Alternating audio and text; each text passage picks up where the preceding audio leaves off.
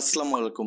Facebook policy issue, limited original content, unoriginal content, intellectual property, earning restricted and community violence এই সমস্যাগুলো remove করার জন্য এতদিন যতগুলো ভিডিও দেখেছেন আপনাকে রিকোয়েস্ট করব আমার এই ভিডিওটা দেখা পর্যন্ত আপনি সেই ভিডিওগুলো ভুলে যান এবং আমার এই ভিডিওটা আপনি পুরোটা কন্টিনিউ করুন। পুরো ভিডিওটা কন্টিনিউ করার পর আপনার ফেসবুক পেজটা আপনি নিজেই চেক দেন এবং নিজেই চেক দিয়ে আমি যে সমস্যাগুলো আমি এই ভিডিওর মাধ্যমে যে জিনিসগুলো আপনাকে ডিলিট করতে বলবো এবং যা যা করতে হবে সেগুলো আপনার পেজে আপনি খুঁটে খুঁটে চেক দিয়ে ডিলিট করেন এবং তারপর আমি 100% শিওর আপনার ফেসবুক থেকে unoriginal content, Facebook policy, limited original content, intellectual property and community violence নামে যতগুলো সমস্যা থাকবে সবগুলো সমস্যা চলে যাবে। মনে রাখবেন যে আপনার ফেসবুক পেজের সমস্যাগুলো যদি আপনি নিজে সমাধান না করেন তাহলে কখনোই আপনাকে ফেসবুক এগুলো সমাধান করবে না এবং ফেসবুক কখনোই আপনাকে আপনি ফেসবুক মনিটাইজেশন দিবে না। এবং এই সমস্যাগুলো সমাধানের আগে আপনাকে ভালো করে জানতে হবে যে এই সমস্যাগুলো আপনার পেজে কি কারণে আসে।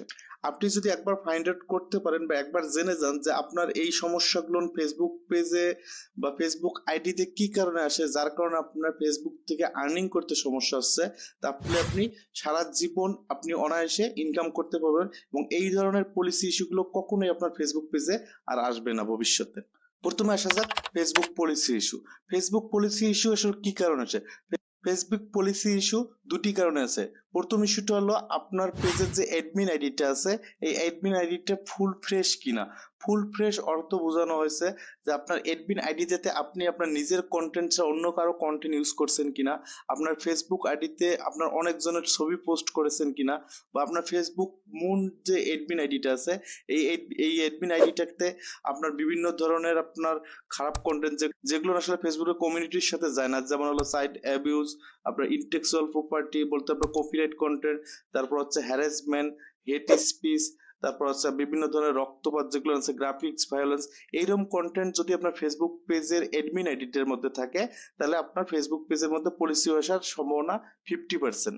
আপনার অ্যাডমিন আইডিতে খুঁটে খুঁটে এই জিনিসগুলো বের করুন এবং আপনার অ্যাডমিন আইডি থেকে এই সমস্যাগুলোর যে ভিডিও ফুটেজ বা আপনার এই সমস্যাগুলোর যে ছবি আছে সেগুলো আপনি ডিলিট করে ফেলুন। এবং এখানে একটা জিনিস মনে রাখবেন, আপনার অ্যাডমিন আইডিতে যে ধরনের আপনি পোস্ট বা আপনি ছবি পোস্ট করেছেন বা ভিডিও আপলোড করেছেন সেম ধরনের ভিডিও বা ছবি আপনার ফেসবুক পেজে শেয়ার করা যাবে না, তাহলে ফেসবুক এখানে পলিসি ইস্যু দাঁড় করায় দিবে। এখন আসা যাক পেজের পলিসি ইস্যু।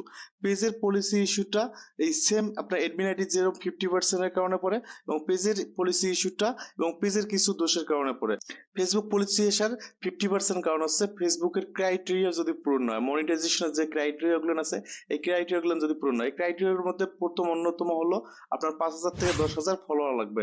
দ্বিতীয় ক্রাইটেরিয়াটা হলো আপনার 60 দিনের মধ্যে 60,000 মিনিট ওয়াচ টাইম লাগবে। আপনার এই ওয়াচ টাইম যে আপনার 3 মিনিট ভিডিও থেকে করতে হবে এমন কিছু না, বর্তমান রিল ভিডিও থেকে আপনার ওয়াচ টাইম অ্যাড হয়। 3 নাম্বারটা হচ্ছে 5টা আপনার অ্যাক্টিভ ভিডিও লাগবে। 5টা অ্যাক্টিভ ভিডিও হচ্ছে আপনার নিজস্ব কন্টেন্ট তৈরি করতে হবে, যে কন্টেন্ট গুলো আপনার অন্য কোনো ফেসবুক আইডিতে বা পেজেতে এর আগে কখনো আপলোড করেননি, এইরকম 5টা অ্যাক্টিভ ভিডিও থাকতে হবে। 4 নাম্বারটা হচ্ছে আপনার 5টা লাইভ ভিডিও, 30 দিনের মধ্যে 2 দিন 3 দিন পর পর আপনার 5টা লাইভ ভিডিও লাগবে এবং সেই লাইভ ভিডিওর মধ্যে যেন আপনার একটা ফেস ক্যাম থাকে, মানে আপনার নিজস্ব ফেস থাকে বা অন্য কারো ফেস থাকলে হবে, কিন্তু 18 বছরের নিচে কোনো বাচ্চা বা শিশুর কোনো ফেস ক্যামের লাইভ থাকলে চলবে না। এবং সেই লাইভ ক্যামের মধ্যে যদি আপনার ফেসবুকের কমিউনিটি নষ্ট হয় বা কমিউনিটি গাইডলাইন আপনার যদি ভঙ্গ হয় এমন কিছু ভিডিও করা যাবে না, যেমন আপনার রক্ত বা প্রাণী মারা বা মারামারি, দাঙ্গা, সেক্সুয়াল অ্যাক্টিভিটিস, এমন কোনো কিছু লাইভ ভিডিও থাকা যাবে। সেকেন্ড চলে আসা যাক লিমিটেড অরিজিনাল কন্টেন্ট বা unoriginal content. Limited original content বা আনঅরিজিনাল কন্টেন্ট দুটো প্রায় সেম, কিন্তু লিটল বিট এখানে আলাদা আছে। আমি এটা একসাথে বলার চেষ্টা করব। লিমিটেড অরিজিনাল কন্টেন্টটা হচ্ছে যে আপনার ফেসবুক পেজের মধ্যে আপনি এমন কোনো ভিডিও ফুটেজ ইউজ করেছেন কিনা যেটা 5 সেকেন্ডেরও কম, যেটা অন্য কারো ভিডিও ফুটেজ, সেটা আপনি আপনার পেজের মধ্যে আপনি আপলোড দিয়েছেন বা আপনার ভিডিও এডিট করার জন্য সেই অন্য কারো কন্টেন্ট আপনি ব্যবহার করেছেন, এমন কোনো যদি ভিডিও ফুটেজ থাকে তাহলে এর কারণে আপনার লিমিটেড অরিজিনাল কন্টেন্ট চলে আসবে। তারপর আপনার পেজের ভিডিওর মধ্যে যদি এমন কোনো মিউজিক থাকে যে মিউজিকটা ফেসবুক অডিও লাইব্রেরির বাইরে বা আপনার লাইসেন্সকৃত মিউজিক না, আপনি ইউটিউব বা অন্য কোনো সোশ্যাল মিডিয়াতে বা অন্য কারো ভিডিও থেকে আপনি মিউজিকটা কপি করে আপনার ভিডিওর মধ্যে অ্যাড করেছেন, এমন কোনো মিউজিক থাকলে আপনার লিমিটেড অরিজিনাল কন্টেন্টটা চলে আসবে। আরেকটা জিনিস দেখা যাচ্ছে যে নিজের ভিডিও নিজের ফেসবুক পেজে আপলোড দিলে আপনার লিমিটেড অরিজিনাল কন্টেন্ট বা আনঅরিজিনাল কন্টেন্ট একটা পলিসি ইস্যু ধরাই দিচ্ছে, যার কারণে আপনার মনিটাইজেশন অ্যাপ্লাই করতে চাই। এই ক্ষেত্রে আপনার সমস্যাটা হচ্ছে আপনি একই ভিডিও যদি ফেসবুক এবং ইউটিউবে আপলোড দেন, আপনি চেষ্টা করবেন দুটো ভিডিও মধ্যে আগে ফেসবুক আপলোড দেওয়ার জন্য, পরে ইউটিউবে আপলোড দেওয়ার জন্য। বা সবচেয়ে বেস্ট ওয়েটা হচ্ছে আপনার শিডিউল পোস্ট করে নেওয়ার, ফেসবুক এবং ইউটিউবের মধ্যে একই সময়ের মধ্যে আপনি পোস্ট করবেন। এটা কিভাবে সম্ভব? আপনি মনে করেন সকাল 8টার সময় একটা ভিডিও আপলোড দিয়েছেন, এই আপলোডটা আপনি শিডিউল পোস্ট সকাল 9টা করে দেন, মানে 1 ঘন্টা ডিলে করে দেন। এবং ইউটিউবেও সেম একটা ভিডিওটা যখন আপলোড দিচ্ছেন ওটা সকাল 9টা আপনি ফিক্সড করে দেন। তাহলে আপনার দুইটা সোশ্যাল মিডিয়াতে একই সাথে ভিডিওটা পাবলিশ হবে। তাহলে কখনো আপনার ফেসবুক কখনো আপনার লিমিটেড অরিজিনাল কন্টেন্ট অথবা আনঅরিজিনাল কন্টেন্ট আপনাকে ধরবে না। আপনি যদি আগে ইউটিউবে ভিডিও আপলোড করেন, পরে যদি ফেসবুকে আপনি আপলোড করেন, তাহলে এটাও আপনার লিমিটেড অরিজিনাল কন্টেন্ট বা আনঅরিজিনাল কন্টেন্ট চলে আসবে। তাই আপনি আনঅরিজিনাল কন্টেন্ট বা লিমিটেড অরিজিনাল কন্টেন্ট থেকে কয়েকটা জিনিস ফলো রাখবেন। এক, আপনার ফেসবুকে আগে ভিডিও আপলোড দিতে হবে, নতুবা ফেসবুক ইউটিউবে আপনাকে একবারে আপলোড দিতে হবে যদি আপনি ইউটিউবে সেম ভিডিও আপলোড করেন। সেকেন্ড সমস্যাটা হচ্ছে আপনি আপনার ভিডিওর মাঝে অন্য কারো ভিডিও ফুটেজ ইউজ করতে পারবেন না। যেমন যদি ভিডিওটা 5 সেকেন্ডেরও কম হয় এমন কিছু ভিডিও ফুটেজ আপনার ভিডিওর মাঝে ইউজ করছেন, তাও আপনার লিমিটেড অরিজিনাল কন্টেন্ট বা আনঅরিজিনাল কন্টেন্ট হবে। থার্ড নম্বর অপশনটা বা তৃতীয় সমস্যাটা হচ্ছে আপনার ভিডিওর মধ্যে যদি অন্য কারো মিউজিক ইউজ করেন যেটা আপনার ফেসবুক অডিও লাইব্রেরি বা সাউন্ড কালেকশনের বাইরে, এমন কোনো যদি মিউজিক থাকে আপনার ভিডিওর মধ্যে, তখনও ফেসবুক আনঅরিজিনাল কন্টেন্ট ধরে গণ্য। তাহলে লিমিটেড কন্টেন্ট বা আনঅরিজিনাল কন্টেন্টের সমস্যাটা সমাধান হলো। এখন চলে আসে যাক ইন্টেলেকচুয়াল প্রপার্টিজ। ইন্টেলেকচুয়াল প্রপার্টিজটা হচ্ছে আপনার হলো একটা বুদ্ধিভিত্তিক সম্পত্তি। এর অর্থ হচ্ছে বা ইন্টেলেকচুয়াল প্রপার্টি মূলত তার ফেসবুক বোঝায় যে আপনি কারো কপিরাইট কন্টেন্ট, মানে বড় বড় যে ফেসবুক পেজ গুলো আছে বা বড় বড় যে আপনার ব্রডকাস্টিং মিডিয়া আছে, তাদের কিন্তু প্রতিটা ভিডিওই তাদের পেজ থেকে যেটা আপলোড হয় সেটাই কপিরাইট যুক্ত। এমন অন্য কোনো পেজের ভিডিও যে পেজগুলোর প্রতিটা ভিডিওর একটা আইডি দেয়, এমন কোনো ভিডিও আপনি অন্য পেজ থেকে ডাউনলোড করে যদি আপনি আপনার পেজে আপলোড করেন এবং ফেসবুক সেটা বুঝতে পারে, তাহলে আপনাকে ইন্টেলেকচুয়াল প্রপার্টি দিবে।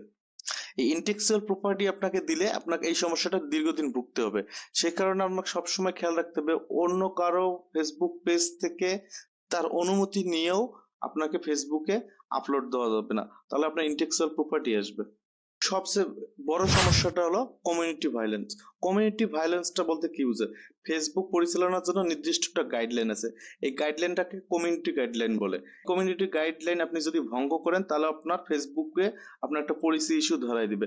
কমিউনিটি গাইডলাইনের মধ্যে মোস্টলি পড়ে চাইল্ড অ্যাবিউজ, মানে আপনি শিশু কোনো নির্যাতন করতেছেন কিনা, হেট স্পিচ মানে কাউকে গালি বকা দেওয়া, তারপর হ্যারাসমেন্ট কাকে হেয় প্রতিপন্ন করা, তারপর হলো যে আপনার গ্রাফিক্স ভায়োলেন্স যেটা হলো আপনার ব্লাড, পশু পাখি মারা, তারপর অ্যানিমেল অ্যাবিউজ। সর্বশেষ যে সমস্যাটা আমরা ইদানিং সবাই ফেস করতেছি, আর্নিং রেস্ট্রিক্টেড, যে আপনার ফেসবুক পেজে 2 দিন 3 দিন অ্যাড রান হচ্ছে বা মনিটাইজেশন অন হচ্ছে, তারপর হুট করে ফেসবুক একটা আর্নিং রেস্ট্রিক্টেড করে দিচ্ছে।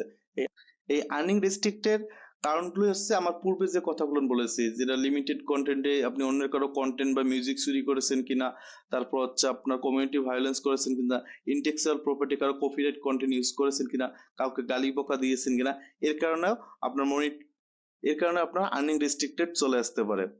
আপনাকে এক্সট্রা কিছু বিষয় আরো বলে দেই যেগুলোর কারণে ফেসবুক অনেক সময় পলিসি ইস্যু হতে দেয়। এক, আপনি যে ভিডিওটা আপলোড দিয়েছেন এই ভিডিওটার আপনার টাইটেল এবং ডেসক্রিপশনটা আপনার হলো ভিডিও প্রাসঙ্গিক কিনা, মানে আপনি একটা ভিডিও আপলোড দিয়েছেন কিন্তু ভিডিওটার টাইটেল ডেসক্রিপশনে এমন কিছু কথা লিখেছেন যেটা ভিডিওর সাথে কখনোই কোনোভাবে যায় না, এমন কিছু টাইটেল ডেসক্রিপশন যদি থাকে এগুলো চেঞ্জ করে নিন। এগুলো থাকলে কখনো আপনার পলিসি ইস্যু রিমুভ হবে না। তারপর আপনার ভিডিওর যে থাম্বনেইলটা ইউজ করেন, এই থাম্বনেইলটার মধ্যে কোনো আপনার যে ফেসবুক গাইডলাইন ভঙ্গ করে এমন কোনো আপনার ফটো আছে কিনা, যেমন আপনার রক্তপাত বা কোনো বাচ্চার ছবি বা আপনার হলো যে গালি বকা, কাউকে হুমকি দেওয়া, এরকম কোনো যদি চিত্র থাকে বা এরকম কোনো যদি এডিট থাকে থাম্বনেইলের মধ্যে, সেই থাম্বনেইল গুলো চেঞ্জ করে ফেলুন।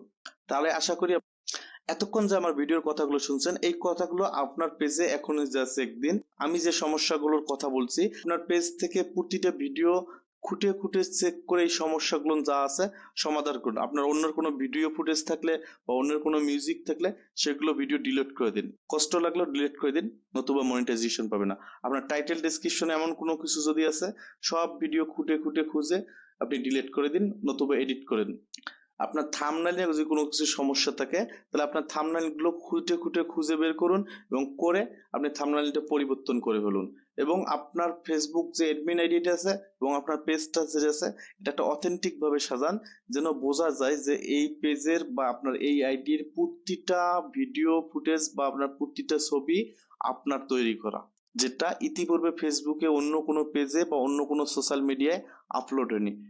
এইভাবে সবকিছু খুঁজে খুঁজে ডিলিট করার পর একটা ফ্রেশ আপনি ফেসবুক পেজ বানিয়ে তারপর ফেসবুকে মনিটাইজেশনের জন্য অ্যাপ্লাই করুন বা তারপর আপনি রিভিউর জন্য অ্যাপ্লাই করুন। এবং এখানে আরেকটা কথা বলে রাখি, আপনার ফেসবুকের আর্নিং রেস্ট্রিক্টেড যদি হয়ে যায় এটা আরেকটা কিভাবে সমাধান করবেন। ফেসবুকে যদি আপনার আর্নিং রেস্ট্রিক্টেড হয়ে যায় সেখানে মেসেজে যদি লেখা থাকে আপনি কমিউনিটি গাইডলাইন ভঙ্গ করেছেন বা এমন কিছু থাকে, আপনি 7 দিনের মধ্যে তাদের কাছে রিভিউ করবেন না। আর্নিং রেস্ট্রিক্টেডের 1 দিন বা 2 দিনের পর তারা কিন্তু রিভিউর একটা অপশন দেয়। প্রথম আর্নিং রেস্ট্রিক্টেড যদি হয়ে যায় তখন আপনি 7 দিন পরে অ্যাপ্লাই করবেন এবং প্রথম আর্নিং রেস্ট্রিক্টেডটা ফেসবুক সাধারণত 7 দিনের জন্য করে। এই 7 দিনের পরে আপনি রিভিউ করবেন এবং আপনি যদি পরবর্তীতে 90 দিনের মধ্যে আবার কোনো তাদের আপনি কমিউনিটি গাইডলাইন ভঙ্গ করেন বা সেম এরকম কারো ভিডিও পোস্ট করে এডিট করে আপনার পেজে আপলোড দেন বা মিউজিক ইউজ করেন বাইরে গিয়ে যেটা ফেসবুকের না, এমন কিছু যদি মিউজিক আপনি ইউজ করেন বা আপনি কমিউনিটি গাইডলাইন ভঙ্গ করেন তাহলে ফেসবুক 90 দিনের মধ্যে আবার যদি সেম এমন একটা কাজ করেন তখন ফেসবুক আপনাকে 30 দিনের জন্য আর্নিং রেস্ট্রিক্টেডটা করে দেবে।